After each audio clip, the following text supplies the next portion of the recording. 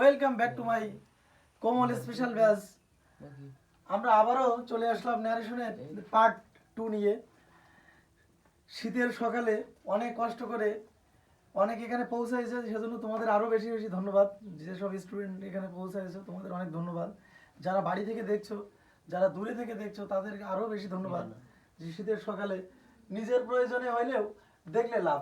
আরও আমি গতদিনও বলছি ন্যারেশন একটা বৃহৎ ধারণা, কিন্তু আমরা সংক্ষিপ্ত রুল আকারে এমনভাবে উপস্থাপন করতে চাই যেখানে আমরা নিজেরাও শিখতে পাই, জ্ঞানের বিকাশ ঘটে, প্লাস পরীক্ষায় মার্ক উঠানো যায়। সব মিলিয়ে একটা একটা প্যাকেজ হয়ে যাবে এখানে, যে অল্প সময়ে কয়েকটা পার্টের মধ্যে আমার ন্যারেশনে ফুলফিল মার্ক পাওয়ার একটা একটা টেকনিকও বলা যেতে পারে, আবার আমার শেখার শিক্ষণীয় বলা যেতে পারে। তো আমরা গতদিন ক্লাস রাখছিলাম যে ন্যারেশনের সেন্টেন্স নিয়ে আলোচনা, তো ওইটা একটুখানি 2 মিনিটের ভিতরে আমি গতদিনের ক্লাসটা কমপ্লিট করে আজ আবার নতুন করে শুরু করব। গতদিন আমরা আলোচনা করছিলাম ন্যারেশন 2 প্রকারের হয়। ন্যারেশন 2 প্রকারের, একটা ডিরেক্ট ন্যারেশন আর একটা ইনডিরেক্ট ন্যারেশন। ডিরেক্ট ন্যারেশনটা প্রত্যক্ষ, ইনডিরেক্ট ন্যারেশনটা পরোক্ষ। আর আমি বলছিলাম যে এই ন্যারেশন করার জন্য আমার কয়েকটা বিষয় খুব স্পষ্ট ধারণা থাকার দরকার ছিল। একটা সেন্টেন্স ছিল, একটা টেন্স ছিল, কেস ছিল, পার্সন ছিল। এই বিষয়গুলো আমার খুব স্পষ্ট ধারণা থাকার দরকার। আমরা পর্যায়ক্রমে আস্তে আস্তে এগুলো শিখে যাব। তো আমি সেন্টেন্স নিয়ে আলোচনা করছিলাম, সেন্টেন্স যতদূর রাখছিলাম ওখান থেকে আজ শুরু করব। সেন্টেন্স আমি আলোচনা করছিলাম কি, সেন্টেন্স হলো মূলত 2 প্রকার ছিল। একটা হলো আমার স্ট্রাকচার অফ সেন্টেন্স, আর একটা ছিল হলো মিনিংস অফ সেন্টেন্স। তো আমার ন্যারেশনের জন্য প্রয়োজন ছিল কি, স্ট্রাকচারের 3টে ছিল না আমার প্রয়োজন। সিম্পল, কম্পাউন্ড, কমপ্লেক্স এখানে প্রয়োজন নেই। এখানে আমার প্রয়োজন হবে অ্যাসার্টিভ, ইন্টারোগেটিভ, ইম্পারেটিভ, অবজেক্টিভ আর এক্সক্লেমেটরি। মিনিংস অফ সেন্টেন্সের 5টা আমার প্রয়োজন। সেন্টেন্সের এই যে অর্থগতভাবে সেন্টেন্স যে 5 প্রকার, ওইটা আমার এখানে প্রয়োজন হবে। তো তার জন্য আরও একটু আলোচনা করছিলাম গতদিন যে ন্যারেশন করার জন্য আমার রিপোর্টেড ভার্ব বা রিপোর্টেড স্পিচটা চিনাইছিলাম। আজ আমি সেন্টেন্স নিয়ে আলোচনা করে ন্যারেশন শেষ করার চেষ্টা করব। আপনারা একটু দেখবেন যে আমরা সেন্টেন্সের একটা প্রাথমিক ধারণা দিয়ে দিয়েছিলাম গতদিন, যে অ্যাসার্টিভ সেন্টেন্স কীভাবে আমরা চিনব, অ্যাসার্টিভ সেন্টেন্স কীভাবে চিনব, আমরা ইন্টারোগেটিভ কীভাবে চিনব, আমরা ইম্পারেটিভ সেন্টেন্স কীভাবে চিনব, আমরা অবজেক্টিভ সেন্টেন্স কীভাবে চিনব, এক্সক্লেমেটরি সেন্টেন্স কীভাবে চিনব। আমি একদম শর্টকাট, শুধু পিছনে আমার পাংচুয়েশন যে মার্ক থাকে, সেই পাংচুয়েশন মার্ক দিয়ে আমি চিনানোর চেষ্টা করছিলাম যে এই সেন্টেন্সগুলো কীভাবে হয়। কারণ সেন্টেন্সটা চিনতে না পারলে ন্যারেশন করা অসম্ভব। এর সাথে সাথে আমার লাগবে টেন্স। তো গতদিনের ক্লাসটা যারা আপনারা দেখেননি তারা একটু দেখে আসবেন যে সেন্টেন্স চেনার জন্য আমার কি শর্টকাট রুল ছিল। যদিও আমি বিস্তারিত আরও কোনো একটা ক্লাসে, এখন আমি একটু টেন্সের সংক্ষিপ্ত রুল দেখাই। টেন্স আমরা জানি কত প্রকার, যে কেউ টেন্স কত প্রকার আমরা জানি, টেন্স 3 প্রকার। তো 3 প্রকারের টেন্স আমরা কি জানি, একটা হলো প্রেজেন্ট টেন্স, একটা পাস্ট টেন্স, একটা ফিউচার টেন্স। এই প্রত্যেকটা টেন্স আবার 4 প্রকার, তাই না? কি কি সে ইনডিফিনাইট, আর প্রেজেন্ট, পাস্ট অথবা ফিউচার, তার সাথে যোগ হবে কি ইনডিফিনাইট, তারপর যোগ হবে কি কন্টিনিউয়াস, তারপর কি যোগ হবে পারফেক্ট, তারপর যোগ হবে পারফেক্ট কন্টিনিউয়াস। প্রত্যেকটা সেন্টেন্সের এই ইনডিফিনাইট, কন্টিনিউয়াস, পারফেক্ট আর পারফেক্ট কন্টিনিউয়াস যোগ হয়ে মোট আমার টেন্স হয়ে যাচ্ছে 12টা। কয়টা হয়ে যাচ্ছে? 12টা। তো 12টা টেন্সের আলোচনায় তো 1 মাস লেগে যায় ভালোভাবে করতে গেলে। কিন্তু ন্যারেশনের জন্য আমার যতটুকু প্রয়োজন আমি সংক্ষিপ্ত করে ততটুকু আপনাদের বলার চেষ্টা করব। একটু দেখতে থাকবেন। যারা এখানে আছে তাদেরও তো সুবিধা, যারা দূরে আছেন তাদের জন্য এই যে কষ্ট করে দেখতেছেন, যদি একটু দেখতে পারেন আপনারই লাভ। যদি ধৈর্য ধরে দেখতে পারেন, একটু হলে উপকৃত যদি হন, সেটাই আমাদের জন্য সার্থকতা। তো আমরা দেখি টেন্স যেহেতু 12 প্রকার টেন্স আলোচনা করতে দীর্ঘ সময়, কিন্তু যেহেতু আমি ন্যারেশন বলছি যে আমরা 3-4 ক্লাসের ভিতরে, 3-4টা ক্লাসের ভিতরে আমি ন্যারেশনের ফুল মার্ক পাওয়ার একটা টেকনিক শেখানোর চেষ্টা করবো। এই জন্য টেন্স আমি সংক্ষিপ্ত করে দিচ্ছি। আমরা একটু দেখি, ইয়াম, ইজ, আর এই যে 3টে অক্সিলারি ভার্ব আমরা বসালাম, এই 3টে অক্সিলারি ভার্ব আমরা কোথায় বসে? Do, does, did. এইটা হলো প্রেজেন্ট ইনডিফিনাইট টেন্সে বসে, ডু ডাজ। স্বাভাবিকভাবে প্রেজেন্ট ইনডিফিনাইট টেন্সে আমার কোনো অক্সিলারি ভার্ব নেই, কিন্তু আমার প্রয়োজন হলে আমি ডু অথবা ডাজ বসাইতে পারি। তো ন্যারেশনে কোথাও যদি আমি দেখি ডু বা ডাজ আছে, তাহলে আমি কি বসাবো? আমার তা আমি ডিরেক্ট ন্যারেশনে যদি দেখি ডু বা ডাস আছে, আমার ইনডিরেক্ট ন্যারেশনে বসবে ডিড। যদি কোথাও আমি দেখি ইয়ামিজার, এটা কোথায় বসে? এটা প্রেজেন্ট কন্টিনিউয়াস টেন্সে। তাহলে আমি এখানে ইয়ামিজার থাকলে আমি যদি আমার ডিরেক্ট ন্যারেশনে ইয়ামিজার থাকে, আমি ইনডিরেক্ট ন্যারেশনে বসাবো ওয়াজ ওয়ার। যদি আমি এখানে দেখি হ্যাভ আর হ্যাজ কোন টেন্সে বসে? এটা হলো প্রেজেন্ট পারফেক্ট টেন্সে। যদি আমি কোথাও দেখি হ্যাভ আর হ্যাজ বসতেছে ডিরেক্ট ন্যারেশনে, তাহলে আমি এখানে বসাবো হ্যাড। তাহলে আমার স্বাভাবিকভাবে এই আমি দেখতে পেলাম যে আমার present indefinite, present continuous, present perfect চলে গেল। আর প্রেজেন্ট পারফেক্ট কন্টিনিউয়াস টেন্সে এখানে একটা করে বিন হয়, হ্যাভ বিন, হ্যাজ বিন। যদি আমি এখানে কোথাও দেখি হ্যাভ বিন, হ্যাজ বিন, তাহলে এখানে আমি হ্যাড বিন দিয়ে দেবো। এর পিছনে যেটা যোগ হবে এর পিছনে সেটা যোগ হবে। এইবার আসি আমার ফিউচার টেন্সে যে শ্যাল আর উইল। শ্যাল থাকলে আমি যে ডিরেক্ট ন্যারেশনে শ্যাল থাকে, আমি ইনডিরেক্ট ন্যারেশনে শুড বসাবো। যদি উইল থাকে তাহলে আমি উড বসাবো। এইভাবে আরো কিছু মডেল অক্সিলারি রয়েছে এই শ্যাল শুডের সাথে সাথে, শ্যাল উইলের সাথে সাথে। যেমন ক্যান একটা মডেল অক্সিলারি, ক্যান থাকলে আমরা বসাবো কুড। মে একটা মডেল অক্সিলারি, মে থাকলে আমরা বসাবো মাইট। এসবগুলো আমরা এই যে চেঞ্জ দেখলাম। এইবার আমরা দেখি যদি ডিড থাকে, আমার যদি ডিরেক্ট ন্যারেশনে ডিড থাকে, তখন আমি কি করব? কারণ ডুডা আছে ডিড বসালাম, এখন ডিড আছে তখন আমি কি বসাবো? ড্যাড থাকলে আমি ডিড থাকলে আমি কি বসাবো? হ্যাড বসাবো। ওয়াজ ওয়ার থাকলে কি বসাবো? হ্যাড বসাবো। তো এইটা বুঝতে হবে, যদি এটা কন্টিনিউয়াসে কিছু চেঞ্জ হবে, যেটা আমরা ওই সময় আলোচনা করব। যদি হ্যাড থাকে তাহলে আমরা হ্যাড বিন বসাবো। আর এই শুড উড থাকলে এগুলো চেঞ্জ হবে না। শুড উড কুড এগুলো থাকলে চেঞ্জ হবে না, মাইট থাকলে চেঞ্জ হবে না। কিন্তু শ্যাল থাকলে শুড হবে, উইল থাকলে উড হবে, মে থাকলে মাইট হবে, ক্যান থাকলে কুড হবে। কিন্তু এই যে এই পার্টটা চেঞ্জ হয়, এইটা হবে, কিন্তু এইটা থাকলে এটা চেঞ্জ হবে না। তাহলে আমার টেন্স কিন্তু এই শেষ। হ্যাঁ, অনেকে প্রশ্ন থাকতে পারে কিভাবে টেন্স শেষ হলো। আমরা একটু উদাহরণে যাই। এটা সংক্ষিপ্ত পদ্ধতিতে টেন্সের অক্সিলারি ভার্বগুলো চেঞ্জ করে দিলে মাত্র দুটো টেন্সে আমার হলো অক্সিলারি ভার্ব থাকবে না। একটা হলো প্রেজেন্ট ইনডিফিনাইট টেন্স আর একটা পাস্ট ইনডিফিনাইট টেন্স। তো প্রেজেন্ট ইনডিফিনাইট টেন্সে আমরা কি বসালাম? ডু ডাজ থাকলে ডিড বসাবো, আর যদি ডু ডাজ নাও থাকে তাও ডিড বসাবো, অথবা ওয়াজ ওয়ার বসাবো। আর পাস্টে ওয়াজ ওয়ার মানে পাস্ট ইনডিফিনাইট টেন্সে অক্সিলারি ভার্ব নেই। যদি পাস্ট ইনডিফিনাইট আমরা দেখতে পাই তাহলে হয় আমরা ওয়াজ ওয়ার বসাবো, নাহলে হ্যাড বসাবো। ওটা পরিস্থিতি অনুযায়ী। আমরা দেখি একটু উদাহরণ দেখি। আমরা যেহেতু টেন্সটা বুঝলাম, টেন্স যদি আমরা বুঝি, আমার একটু কেস দেখতে হবে। কেস দেখলে আমি ন্যারেশনে চলে যেতে পারবো। আর টুকটাক যা থাকবে আমি আস্তে আস্তে আলোচনা করে দেবো। কেসটা আমরা একটু দেখি। কেস বলতে আমরা হয়তো শুনলে কেমন লাগতেছে না, যারা গ্রামার সম্পর্কে ধারণা নেই তাদের কাছে কেস মানে মনে হচ্ছে কি যে আমার এখানে মনে হয় কেস টেস হয়ে যাবে, এমন কিছু না। এই কেস মানে বাংলার কারক, ইংরেজির কেস বাংলা কারক। তো এখানে কারক কেমন, যেখানে তিনটা প্রকারে আমরা চেঞ্জ করবো কেসের। একটা হলো কি সাবজেক্টিভ কেস, অবজেক্টিভ কেস, একটা পজিটিভ কেস অথবা নমিনেটিভ কেস, যা তোমরা বলে পারো, পজিটিভ অথবা নমিনেটিভ। আমরা একটু দেখি আই কি সাবজেক্ট, আই থেকে অবজেক্টের হয়ে যাবে মি থেকে পজিটিভ হয়ে যাবে মাই। পজিটিভ অথবা এটা আমরা নমিনেটিভ বলতে পারি, পজিটিভ অথবা নমিনেটিভ।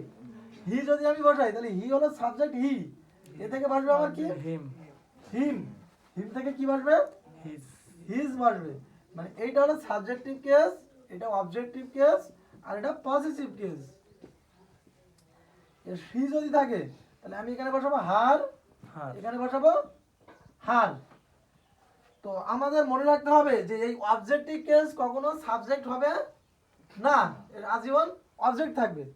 সাবজেক্টিভ কেস আজীবন সাবজেক্ট থাকবে, কিন্তু আইটা কখনো কখনো পিছনে যেও বড় হাতের বসে যায়। মানে এটা হলো যখন ডিগ্রি করি তখন একটা ব্যাপার আলাদা, কিন্তু সচরাচর আমার অবজেক্টিভ কেস আজীবন অবজেক্ট হবে, সাবজেক্টিভ কেস সাবজেক্ট হবে। আর যে পজিটিভ কেস এটা হলো অলরাউন্ডার, এ সাবজেক্ট হিসেবে বসতে পারে, অবজেক্ট হিসেবেও বসতে পারে, এটা অলরাউন্ডার। আচ্ছা আমরা একটু উদাহরণে যাই এবার। আমরা সেন্টেন্স করছিলাম মনে আছে, অ্যাসার্টিভ সেন্টেন্স। ন্যারেশনের মাত্র 5টা রুল করবো আমরা। কয়টা রুল? 5টা। Only 5 rules complete narration. 5টা রুলসে আমাদের ন্যারেশন কমপ্লিট হয়ে যাবে। একটু দেখি রুল নাম্বার 1 এ আমরা দেখো অ্যাসার্টিভ সেন্টেন্স 5টা রুল বলতে আমি 5টা সেন্টেন্স ধরে ধরে ন্যারেশন শেষ করে দেবো। আর বাদ বাকি যা থাকে প্যাসেজ ন্যারেশনের জন্য কিছু এক্সট্রা থাকে ওইগুলো একটা ব্রিফ দিয়ে দেবো। তো আমরা একটু দেখি অ্যাসার্টিভ সেন্টেন্সে ন্যারেশন করতে গেলে আমার কি করতে হয়। Rule number 1,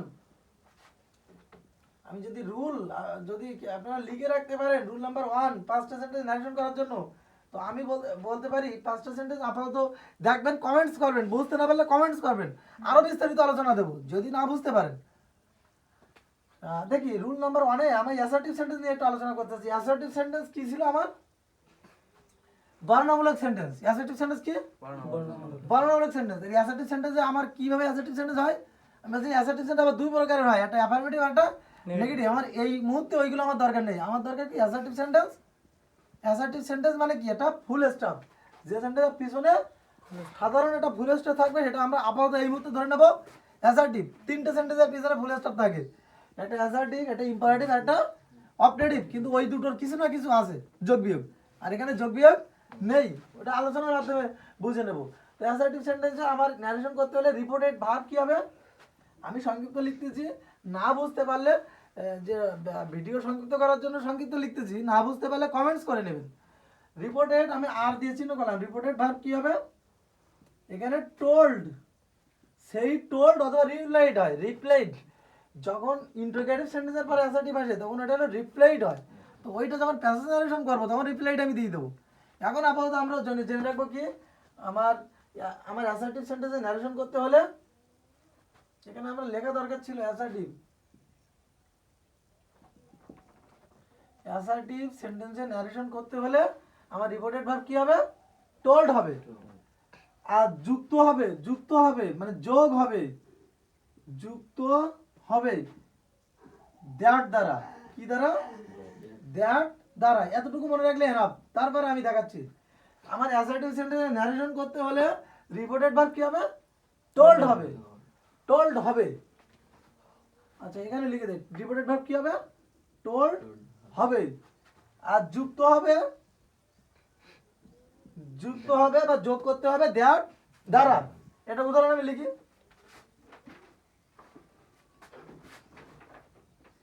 Ruma said to Robin,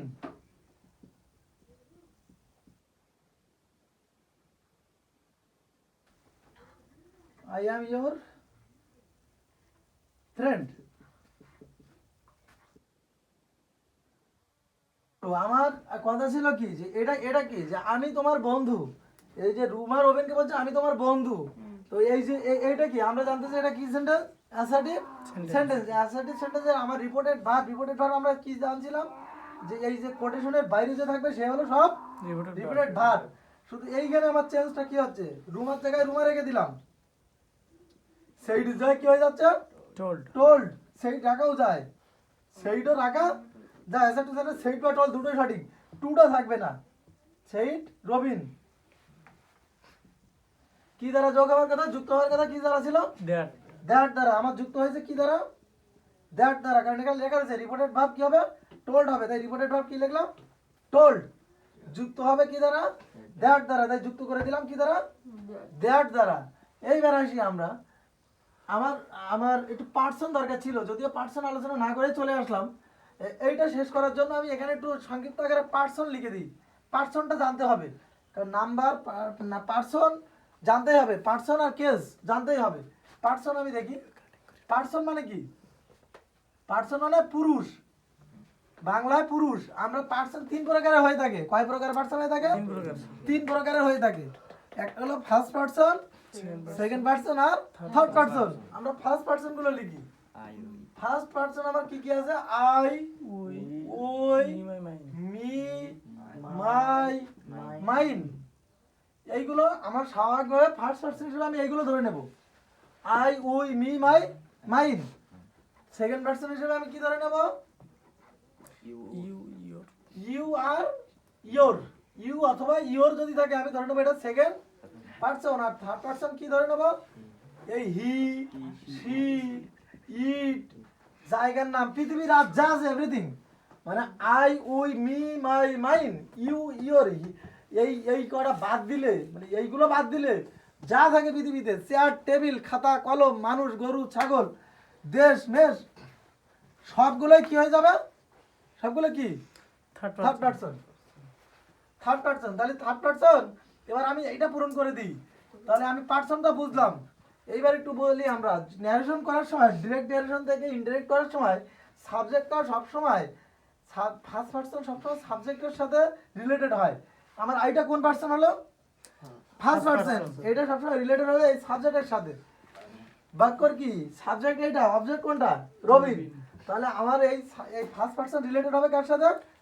সাবজেক্টের সাথে, রুমার সাথে। রুমা কি? মেয়ে। মেয়ের জন্য আমরা কি বসাবো? সাবজেক্টকে সি। ইয়াম থাকলে আমি বলছিলাম ওই সময় এই টেন্স চেঞ্জ করে দিয়েছি। ইয়াম থাকলে কি বসার কথা ছিল? ইয়াম ইজাত থাকলে ওয়াজ ওয়ার, কিন্তু যেহেতু এটা কি থার্ড পারসন এবং সিঙ্গুলার নাম্বার, সিঙ্গুলার নাম্বারে আমরা কি বসাবো? ওয়াজ। আর প্লুরাল হলে বসাবো কি? ওয়ার। সিঙ্গুলারে ওয়াজ, প্লুরালে ওয়ার। তাহলে শি ওয়াজ ইয়োর, এটা কোন পারসন? একটু আগে দেখলাম ইউ এর সেকেন্ড পারসন। এর রিলেটেড কার সাথে? রবিনের সাথে। তাহলে আমি রবিনের জায়গায় একটু লিখি, দেখি তো। রবিন মানে কি? রবিন মানে কি? হি। তাহলে এটা হলো সাবজেক্টিভ কেস। এর অবজেক্ট কি? হিম। এর পজিটিভ কি? হিজ। এটা অবজেক্ট আর এটা পজিটিভ। তাহলে রবিন মানে কি? হি। এর অবজেক্ট হিম, পজিটিভ কি? হিজ। আমি একটা কথা বলছিলাম যে হিম সবসময় কোথায় পারবে? অবজেক্ট হিসেবে শেষে পারবে, কিন্তু হিজটা কি অলরাউন্ডার, আগে পিছনে বসতে পারে। আর এবার আমরা লিখি ইউ। ইউ থেকে হয় ইউ, মানে ইউ এর সাবজেক্টিভ কেস, ইউ ইজ এর সাবজেক্ট, এর অবজেক্টও হবে ইউ, আর এর পজিটিভ হবে ইয়োর। মানে ইউ এর অবজেক্টও ইউ, কিন্তু এর পজিটিভ হবে ইয়োর। তাহলে আমার ইয়োর এর সোজাসুজি কি পড়তেছে? হিজ। মানে দুই ভাবে বুঝতে পারি। একভাবে হলো কি যে ইয়োর এর সোজাসুজি কি? হিজ। এই রবিন হয়ে যাচ্ছে কি? হিজ। কেন হিজ হচ্ছে? কারণ এই যে এ যদি একটা ইউ থাকতো তাহলে আমার অবজেক্ট হিসেবে কি বসতো? এখানে হিম বসতো, তাই না? কিন্তু আছে কি ইয়োর, ইয়োর সোজাসুজি পড়ে গেছে কি? হিজ। এই বসবে কি? ইয়োর থেকে হিজ, তাহলে ফ্রেন্ড বসে যাবে। আচ্ছা, একটাই বাক্য লিখলাম, বুঝতে একটু কষ্ট হচ্ছে বুঝতে পারছি, কিন্তু সময়ও স্বল্পতা। মিনিট বোধহয় বেশি হয়ে যাচ্ছে। কত মিনিট হলো?